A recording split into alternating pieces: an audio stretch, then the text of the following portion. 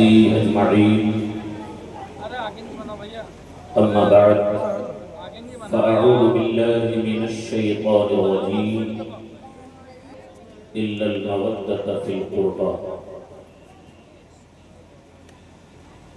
صدق الله مولانا العظيم وصدق بشير النذير القدير، ونحن على ذلك لمن الشاهدين والشاكرين، والحمد لله رب العالمين.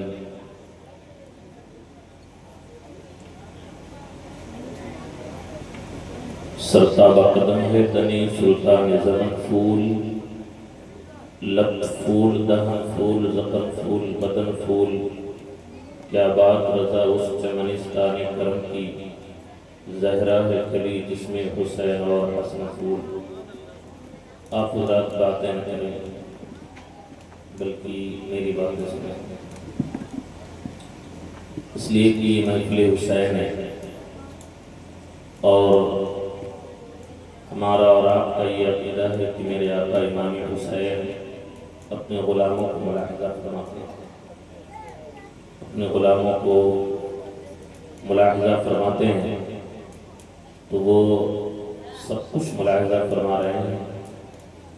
آپ اگر کسی سے محو کلام ہے گفتگو کر رہے ہیں اپنے دوستوں سے، وہ بھی تو ملاحظہ فرما رہے ہیں کہ میری محفل میں آ کر کے اور میرے ذکر کی سماعت سے یہ بے توجہ ہے.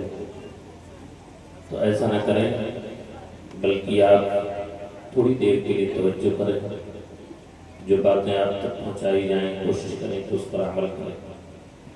خدا کے بعد جب لکھو تو نام مصطفیٰ لکھو، خدا کے بعد جب لکھو تو نام مصطفیٰ لکھو، علی لکھو، حسن لکھو، حسین باصفا لکھو. خدا کے بعد جب لکھو تو نام مصطفیٰ لکھو، علی لکھو، حسن لکھو، حسین باصفا لکھو. میں جب جانوں گا کہ ہے خیال پردہ زہرا. اگر آپ سمجھ سکتے ہیں تو سمجھ لیں. خدا کے بعد جب لکھو تو نام مصطفیٰ لکھو، علی لکھو، حسن لکھو، حسین باصفا لکھو. میں جب جانوں گا کہ ہے خیال پردہ زہرا، قلم پر ڈال کر پردہ جو نام فاطمہ لکھو. قلم پر ڈال کر پردہ جو نام فاطمہ لکھو، اور جسے مل جائے تھوڑی سی نجف کے بادہ خانے سے. نجف جانتے ہیں حضرت علی کی مزار شریف، نجف اشرف رات میں، جسے مل جائے تھوڑی سی نجف کے بادہ خانے سے، اسی کو متقی ظاہر، اسی کو پارسا لکھو. اسی کو متقی ظاہر، اسی کو پارسا لکھو. جل گیا خیمہ اطہر لیکن دید پر آنچ نہیں آنے دی. مرحبا جرأت ابن حیدر، سر دیا بات نہیں جانے دی. آئین مشیت کا شناسہ ایسا، جن کے قدموں میں ہے کوثر وہ پیاسا ایسا. کیوں فخر سے جھومے نہ رسول عربی، فضل مولا سے ملتا ہے نواسا ایسا. آئیے مرام مل کر سب سے پہلے اپنی اور ساری کائنات کے مرکز عقیدت، باعث تخلیقی کائنات آقا، کل میدان محشر میں ہم گناہگاروں کی شفاعت فرمانے والی ذات جناب محمد الرسول اللہ صلی اللہ علیہ وسلم کی بارگاہ پرانوار میں اپنی غلامی کا ثبوت پیش کریں اور درود پاک صلی اللہ علیہ وآلہ صلی اللہ علیہ وسلم. صلاۃ و سلام علیکہ یا رسول اللہ صلی اللہ علیہ وسلم. حضرات، یہ آپ کی خوش نصیبی ہے کہ آپ کو اللہ تعالی نے غلام مصطفیٰ بنایا ہے. اور آپ رسول محتشم نبی آخر الزمان پیغمبر اعظم سید المرسلین صلی اللہ علیہ وسلم کی آپ امت میں ہیں. کبھی آپ نے اپنی زبان سے، آپ کی روح نے یہ نہیں کہا تھا کہ اے اللہ ہمیں امت محمدیہ میں پیدا کر دے. یہ ہماری اور آپ کی روح ہیں حضرت آدم علیہ السلام کی پشت میں تھی، اور اللہ تبارک و تعالی نے فرمایا، جب اہبطوا کا لفظ میرے رب نے استعمال فرمایا اور رب نے فرمایا تم سب کے سب زمین پہ اتر جاؤ، تو آدم علیہ السلام کے ساتھ میں ہماری اور آپ کی روحیں بھی زمین پہ آئی. اور جب میرے آقا صلی اللہ علیہ وسلم نے رب کی وحدانیت کا اقرار لیا تو ساری روحوں نے قالوا بلا کہا تھا، اور سب کی روحیں وہاں موجود تھیں. اس امت محمدیہ میں پیدا ہونے کے لیے تو بڑے بڑے انبیاء کرام نے بھی اپنی خواہشات کا اظہار کیا، اور اس امت میں پیدا ہونے کے لیے یہاں تک کہ انہوں نے عرض کیا اے اللہ تو مجھے نبی نہ بنا کے امت محمدیہ میں پیدا فرما دے. لیکن آپ کی روحوں نے کبھی یہ نہیں کہا تھا اے اللہ تو ہمیں امت محمدیہ میں پیدا فرما. ہم نے تو کبھی یہ بھی نہیں کہا تھا اے اللہ تو مجھے انسان بنا دے. لیکن یہ اللہ کا کرم ہے، اللہ کا احسان عظیم ہے. اللہ تو قادر مطلق ہے. اللہ نے کتنے اشجار کو پیدا فرمایا، کتنے پتھروں کو پیدا فرمایا، کتنے جانوروں کو پیدا فرمایا. اگر اللہ چاہتا تو ہمیں اور آپ کو انسان نہ بنا کر کے بلکہ کوئی جانور بنا دیتا، کوئی نہیں روک سکتا. وہ قادر مطلق ہے. لیکن یہ اللہ جل مجدہ الکریم کا آپ پر بے پناہ احسان ہے کہ اس نے تمہیں انسان بنایا، اور انسان بنا کر کے ایسے خالی میں نہیں چھوڑ دیا بلکہ آپ کو امت محمدیہ میں پیدا فرما دیا ہے. اللہ نے تمہیں امت محمدیہ میں پیدا فرمایا اور غلام مصطفیٰ بنایا، اور یہ ہمارا حق ہے کہ آج ہم سرکار امام حسین کا ذکر کرنے کے لیے یہاں پہ حاضر آئے، اور آقا امام حسین علی جدہ و علیہ السلام کا ذکر ہم اور آپ کر رہے ہیں. ورنہ غلام مصطفیٰ ہونے کا حق پھر کیا ہوگا؟ اگر ہم مصطفیٰ کے نواسوں کو یاد کر سکیں، ان کی محافل نہ رچا سکیں، ان کی محبت اپنے دلوں میں نہ بسا سکیں، جن کی محبت کے بارے میں اللہ کے نبی فرماتے ہیں اے اللہ میں ان دونوں شہزادوں سے محبت کرتا ہوں، تو بھی ان سے محبت فرما، اور اس سے بھی محبت فرما جو ان سے محبت کرے. جو ان سے محبت کرے اے اللہ تو ان سے بھی محبت فرما. آج ہمیں اگر غلامی ملی ہے تو مصطفیٰ جان رحمت صلی اللہ علیہ وسلم کی، جبکہ نبی کا غلام چاہے جس محاذ پہ ہو، جس جگہ بھی ہو، وہ کبھی سرنگو نہیں ہوا کرتا ہے، کبھی وہ بزدلی کا شکار نہیں ہوا کرتا ہے، کبھی وہ کسی سے مرعوب نہیں ہوا کرتا ہے. یہاں تک کہ اگر اپنے وقت کا سب سے بڑا طاقتور جانور شیر آ جائے تو نبی کا غلام اسے بھی نہیں ڈرا کرتا ہے. حضرت ساریہ رضی اللہ تعالی عنہ یہ ایک جماعت سے بچھڑ گئے، اور جب بچھڑ گئے تو ایک جنگل سے ان کا گزر ہوا، سامنے سے دیکھا کہ شیر آ رہا ہے. حضرت ساریہ رضی اللہ، آج کا انسان ہوتا تو کیا کرتا؟ چھپنے کی کوشش کرتا، بھاگنے کی کوشش کرتا. وہ سوچتا کہیں ایسا نہ ہو یہ جانور ایسا جانور ہے جو پھاڑ کھانے والا جانور ہے، یہ جانور ایسا جانور ہے جو چیرنے والا جانور ہے، یہ ایسا جانور ہے جو انسانوں کو کھا جاتا ہے. حضرت ساریہ نے ان تمام تر چیزوں کو مد نظر نہیں رکھا کہ یہ پھاڑ کھانے والا جانور ہے، یہ شیر ہے، بہت بڑا طاقتور جانور ہے، کہیں یہ مجھ پر حملہ نہ کر دے۔ آپ نے اپنے آپ کو جھاڑیوں میں چھپایا نہیں، آپ نے اپنے آپ اس سے مرعوب نہیں ہوئے، ڈرے نہیں، بلکہ سامنے سے شیر آ رہا ہے۔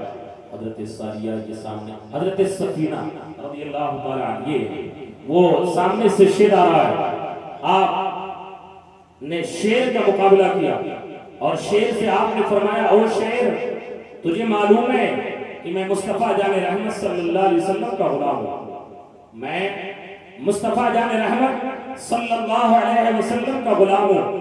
اور جب اس شیر نے یہ سنا یہ مصطفیٰ جان رحمت کا غلام ہے تو شیر نے آپ پر حملہ نہیں کیا، بلکہ دم ہلاتا ہوا آپ کے قدموں میں آ کر کے گرا، اور پھر اس کے بعد میں وہ آگے شیر اپنے دم کو ہلاتا ہوا چلا اور پیچھے سے حضرت سفینہ رضی اللہ تعالیٰ عنہ چلے، اور جانے کے بعد میں آپ کو آپ کے لشکر سے ملا دیا۔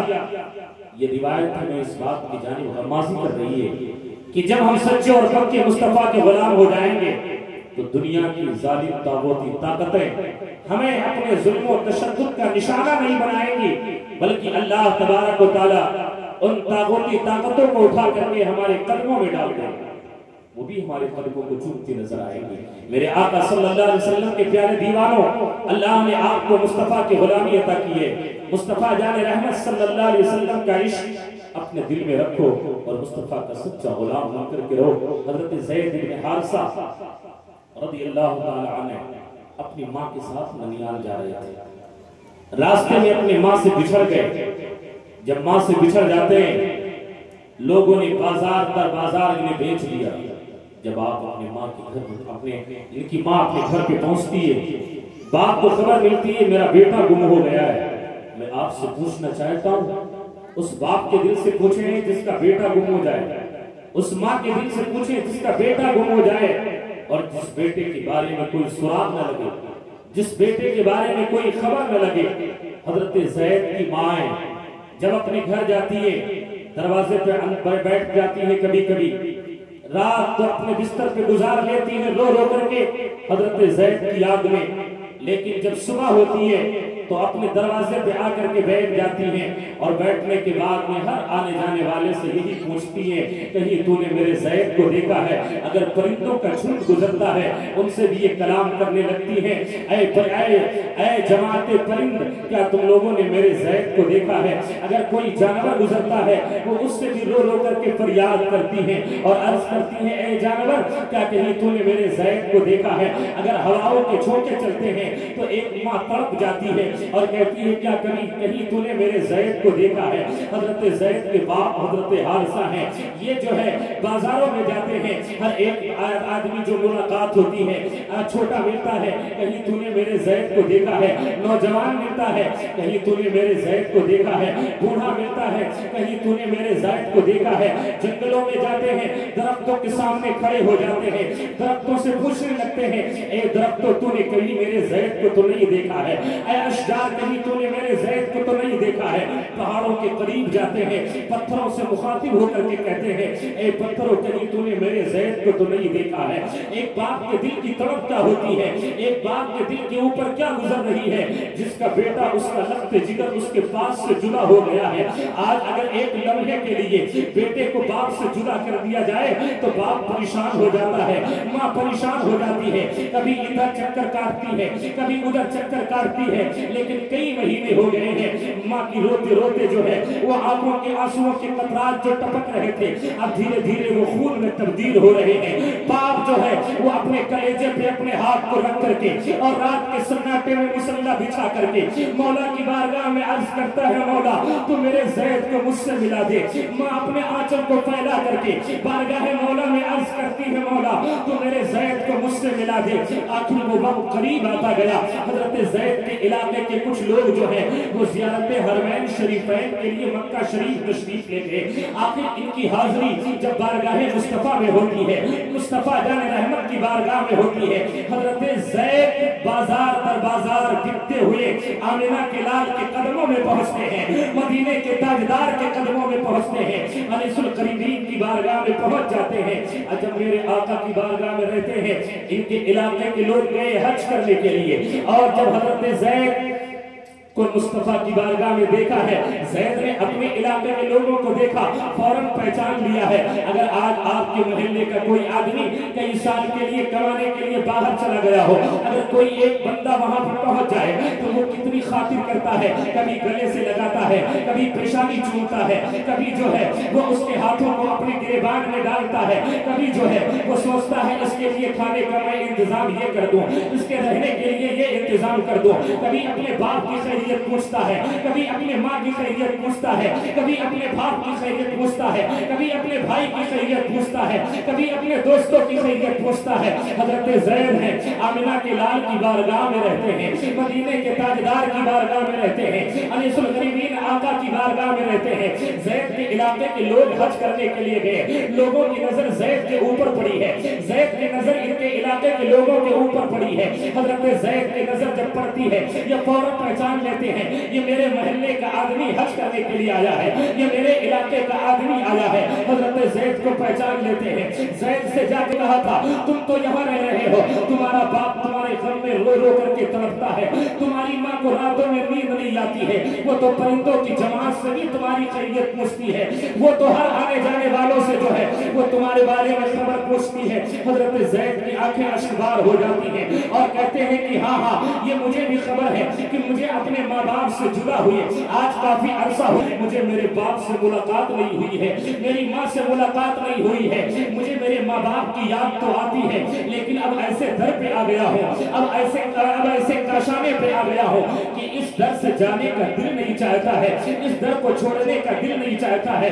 حضرت زید اپنے علاقے کے لوگوں سے فرماتے ہیں کہ جب تم جانا تو میرے ماں باپ کو میرا سلام کہہ دینا, اور کہہ دینے کے سلام کہنے کے بعد میں کہنا وہ پریشان نہ ہو, بلکہ تمہارا ان سے کہہ دینا کہ تمہارا بیٹا ایسی ذات کی بارگاہ میں ہے کہ جو وہاں پہ پہنچ جاتا ہے کسی دروازے پہ جانے کی اسی ضرورت نہیں پڑتی ہے, وہ کہیں نہیں آیا جایا کرتا ہے. جو لوگوں نے جا کر کے حضرت زید کے ماں باپ سے بتایا ہے, حضرت زید کے باپ حارثہ جو ہے انہوں نے رخت سفر باندھا, ان کے چچا کو لیا اور لینے کے بعد میں جو ہے مصطفیٰ کی بارگاہ میں چلے ہیں.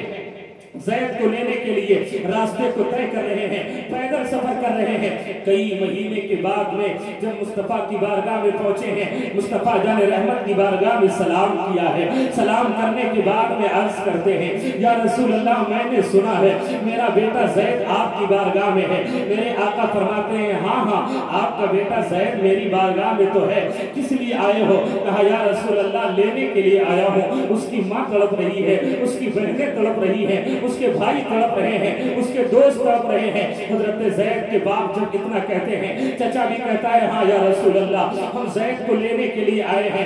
مصطفیٰ نے خیر مقدم کیا ہے, انہیں بٹھایا ہے, بٹھانے کے بعد میں زید کو بلایا ہے. زید کو بلانے کے بعد میں جب زید کاشان مصطفیٰ سے باہر نکلتے ہیں کیا دیکھتے ہیں, باپ کے اوپر جب نظر پڑتی ہے تو جسے کئی سال ہو گئے تھے باپ کو نہیں دیکھا تھا, بیٹے نے دوڑ کر کے باپ کے سینے سے چمٹ جاتے ہیں, اور چمٹنے کے بعد میں باپ نے بیٹے کی پیشانی کو چوما ہے. باپ کی نظر بیٹے سے ملتی ہے, بیٹے کی نظر باپ سے ملتی ہے, اور دونوں رو رو کر کے جو ہے اپنی پیاس کو بجھا لیتے ہیں. لیکن پھر باپ نے جب بارگاہ مصطفیٰ میں عرض کیا تھا یا رسول اللہ میں لینے کے لیے آیا ہوں, اب میرے آقا نے فرمایا ہے فیصلہ میں نہیں کروں گا, فیصلہ تم نہیں کرو گے. پوچھا جائے زید سے, زید جانا چاہتا ہے کہ نہیں جانا چاہتا ہے.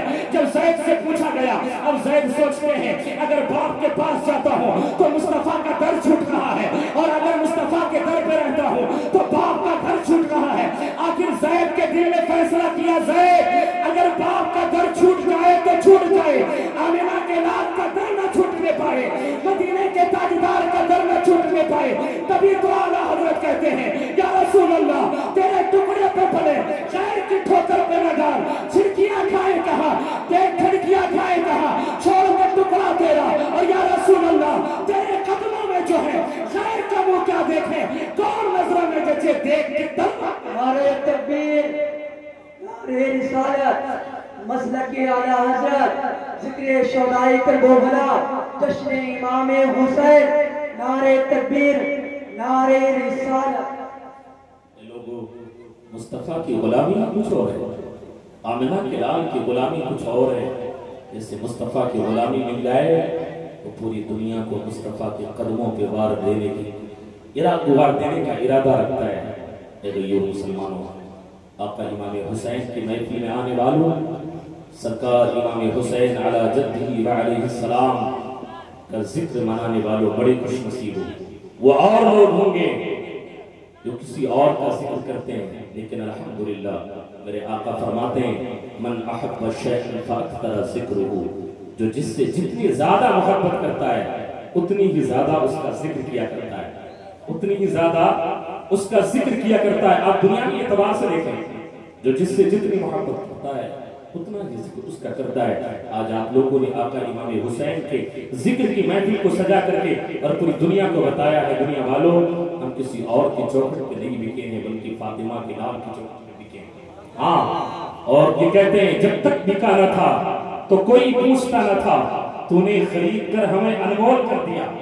ہمارا خریدار کوئی اور نہیں ہے بلکہ ہمارا خریدار اللہ اکبر مصطفیٰ جان رحمت صلی اللہ علیہ وسلم پر جو قرآن نازل ہوا، میرا رب فرماتا ہے ان اللہ اشترى من المؤمنین انفسهم واموالهم بان لهم الجنہ، اللہ نے مومنوں کے جان و مال کو جنت کے بدلے میں خرید لیا ہے۔ اللہ اکبر، اور ہم غلام مصطفیٰ ہیں، آقا امام حسین کے در کے غلام ہیں۔ اے غیور مسلمانوں، آقا امام حسین کے ذکر کی محفل کو سجانے والوں تم بڑے خوش نصیب ہو۔ میرے آقا صلی اللہ علیہ وسلم کے پردہ فرمانے کے بعد جب خلیفہ حضرت ابوبکر صدیق بنے، ان کے بعد حضرت عمر فاروق اعظم بنے، ان کے بعد حضرت عثمان غنی بنے، ان کے بعد حضرت مولا علی بنے، ان کے بعد امام حسن بنے۔ 6 مہینے تک خلافت رہی ان کی، پھر کچھ وجوہات کی بنیاد پہ سرگزوش ہو گئے۔ ان کے بعد امیر معاویہ بنے، انہوں نے 22 سال تک خلافت کا کام انجام دیا، اور ان کے بعد جو یزید تخت پہ بیٹھ گیا اور اس نے جو سب سے پہلا حکم نامہ جاری کیا تھا، مدینے کے گورنر ولید ابن عقبہ کو لکھا تھا کہ امیر معاویہ کا انتقال ہو چکا ہے اور تم مدینے کے گورنروں حسین ابن علی، عبداللہ ابن زبیر، عبداللہ ابن عمر سے میری بیعت لو، اگر یہ انکار کریں تو انہیں فوراً قتل کر دو۔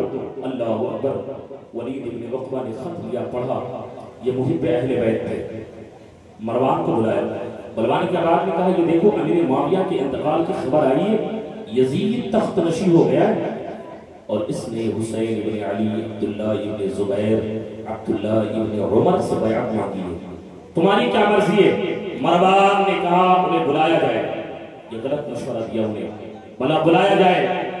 یہ مروان وہ ہے کہ جب اس کی پیدائش ہوئی تو میرے آقا کو تہنیک کے لیے بلایا گیا۔ کس کے لیے؟ تہنیک جانتے ہیں کچھ کو کہتے ہیں؟ تہنیک کہتے ہیں، پہلے یہ ہوتا تھا جب کسی کے گھر میں بچے کی پیدائش ہوتی تھی یا بچی کی، تو کسی متقی پرہیزگار آدمی کو بلا کر کے اور وہ کوئی چیز اپنے منہ میں رکھ کر کے اس بچے کے منہ میں رکھ دیتا تھا، اس کو تہنیک کہتے ہیں۔ جب سرکار امام حسنین کریمین کی پیدائش ہوئی تو میرے آقا نے ان کی تہنیک فرمائی، سرکار نے 7ویں دن ان کا نام رکھا اور عقیقہ کیا۔ میرے آقا صلی اللہ علیہ وسلم کو جب تہنیک کے لیے بلایا گیا تو نبی نے فرمایا یہ گرگٹ کا بیٹا گرگٹ، مروان کے بارے میں۔ مروان نے مشورہ دیا بلایا جائے، میرے آقا امام حسین کو ولید ابن عقبہ نے بلایا، آپ اپنے چند ساتھیوں کے ساتھ میں آئے، اور آنے کے بعد میں آپ نے اپنے ساتھیوں کو ولید ابن عقبہ کے دربار میں باہر روک دیا، آپ اندر تشریف لے گئے، آپ نے فرمایا اگر اندر سے آواز بلند ہوتی ہے تو تم لوگ اندر آ جانا، اور اگر میں خیریت سے آ گیا تو ٹھیک ہے۔ میرے آقا امام حسین اندر تشریف لے گئے، اب ولید ابن عقبہ نے وہ خط رکھ دیا، کس کا؟ یزید کا خط، آقا امام حسین نے پڑھا ہے۔ آقا امام حسین فرماتے ہیں اے ولید ابن عقبہ یہ کوئی ٹھکی چھکی بات نہیں ہے، یہ تو عام بات ہے، آپ عام لوگوں سے بیعت لیں پھر مجھ سے کہنا۔ اتنا کہنے کے بعد میں آپ باہر نکلنے لگے تو مروان نے کہا اے ولید ابن عقبہ موقع اچھا تھا، آپ حسین ابن علی سے بیعت طلب کرتے، اگر یہ انکار کرتے تو انہیں قتل کر دیتے۔ اس وقت ولید ابن عقبہ نے اپنی گرجتی ہوئی آواز میں فرمایا تھا او مروان نہ جا تو مجھے ایسی اس بات کے لیے مشورہ دے رہا ہے کہ میں حسین ابن علی کو شہید کر دوں، حسین ابن علی کو قتل کر دوں۔ اللہ اکبر، یاد رکھ میں حسین ابن علی کو شہید کر کے جہنم مول نہیں لینا چاہتا ہوں، بلکہ حسین ابن علی کو آزاد کر کے، حسین ابن علی کو آزادی دے کر کے اور مصطفیٰ کے ہاتھوں سے کوثر کا جام پینا چاہتا ہوں، مصطفیٰ جان رحمت کی شفاعت چاہتا ہوں، مصطفیٰ جان رحمت کے لواء الحمد کا سایہ چاہتا ہوں۔ یہی میرے آقا امام حسین ہے جنہوں نے مصطفیٰ کی شریعت کے لیے اپنے پورے خاندان کو لٹایا ہے، اپنے پورے خاندان کو کٹایا ہے۔ اے غیور مسلمانوں، آقا امام حسین جب میدان کربلا میں پہنچے تھے، پہنچنے کے بعد میں یزیدیوں نے اس وقت بھی آقا امام حسین سے کہا تھا، حسین میری طرف آ جاؤ، سب کچھ ملے گا، پانی بھی ملے گا، دانا بھی ملے گا، حکومت بھی ملے گی، سونا اور چاندی بھی ملے گا۔ میرے آقا امام حسین رضی اللہ تعالی عنہ نے فرمایا، ظالموں مجھے مال کی دولت، مجھے مال کی لالچ دے رہے ہو، مجھے حکومت کی لالچ دے رہے ہو، مجھے پانی اور دانے کی لالچ دے رہے ہو، یاد رکھو یہ علی کا شہزادہ ہے، یہ فاطمہ کا لخت جگر ہے، یہ مصطفیٰ جان رحمت کے کندھوں پہ 8 سال تک کھیلا ہے۔ اے غیور مسلمانوں، جب میرے آقا فاتحانہ شان کے ساتھ مکے میں داخل ہوئے تھے اور جب آپ نے بتوں کو توڑنا شروع کیا، ایک بت سب سے بڑا تھا، نبی کا دست مبارک ظاہراً نہیں پہنچا، حضرت علی کو نبی نے کندھے پہ بٹھایا اور بٹھانے کے بعد میں علی سے فرمایا، علی اسے تم توڑ دو۔ جب کندھے نبوت پہ علی سوار ہوئے، نبی پاک کے کندھے پہ علی نے عرض کیا، یا رسول اللہ اگر اجازت ہو تو عرش اعظم کے پائے کو پکڑ لوں۔ گویا کہ وہ عرش اعظم تک پہنچ گئے ہیں۔ اب میں مجھے یہیں سے یہ سبق ملتی ہے ہمیں کہ مصطفیٰ جان رحمت صلی اللہ علیہ وسلم کے کندھے مبارک پہ حضرت علی ایک مرتبہ سوار ہوئے ہیں تو ان کی رفعت کا عالم یہ ہے کہ وہ عرش اعظم تک پہنچ گئے ہیں۔ تو جو حسنین کریمین میرے آقا کے دوش مبارک پہ 8 سال تک کھیلے ہو، ان کی رفعت کا کیا عالم رہا ہوگا، ان کی بلندی کا عالم کیا رہا ہوگا اور ان کی مرتبے کا عالم کیا رہا ہوگا۔ اے غیور مسلمانوں، جب میرے آقا امام حسین میدان کربلا میں پہنچے، یزیدیوں نے کہا حسین آ جاؤ۔ آقا امام حسین نے فرمایا، یزیدیوں مجھے لالچ دے رہے ہو، یاد رکھو اگر تمہارے ہاتھ میں ہاتھ دینا ہوتا میں مدینہ المنورہ کو چھوڑ کے اس کوفہ کے ریگستان میں اپنے ڈیرے کو نہ جماتا، نہیں آتا، میدان کربلا میں نہ آتا، مدینہ المنورہ کو نہ چھوڑتا۔ اگر تمہارے ہاتھ میں ہاتھ دینا ہوتا تو میں مصطفیٰ جان رحمت کی سنہری جالیوں کو نہ چھوڑتا، مصطفیٰ جان رحمت کا گنبد خضرا نہ چھوڑتا۔ اگر تمہارے ہاتھ میں ہاتھ دینا ہوتا تو میں فاطمہ ماں فاطمہ کی قبر نہ چھوڑتا۔ اگر تمہارے ہاتھ میں ہاتھ دینا ہوتا تو بہن کو تو بھائی امام حسن کی قبر مبارک کو چھوڑ کر کے اس ریگستان میں نہ آتا۔ یزیدیوں اگر تمہارے ہاتھ میں ہاتھ دینا ہوتا امام مسلم کو شہید ہونے سے بچا لیتا، تمہارے ہاتھ میں ہاتھ دینا ہوتا محمد و ابراہیم کو نہ شہید ہونے دیتا، اگر تمہارے ہاتھ میں ہاتھ دینا ہوتا حضرت قاسم کی جوانی کو بچا لیتا، اگر تمہارے ہاتھ میں ہاتھ دینا ہوتا تو میں حضرت علی اکبر کی لاش پہ گھوڑے نہ دوڑنے دیتا، اگر تمہارے ہاتھ میں ہاتھ دینا ہوتا تو میں اپنے بھائی عثمان ابن علی کو بچا لیتا، ابو بکر ابن علی کو بچا لیتا، عمر ابن علی کو بچا لیتا، حبیب ابن مظاہر کو بچا لیتا، حور کی غلامی کو بچا لیتا، وہب بن عمیر کلبی کو بچا لیتا اور محمد کو شہید نہ ہونے دیتا۔ اے ظالموں سنو، اس میدان کربلا میں جو ہے وہ ہم کسی کو بچانے نہیں آئے ہیں۔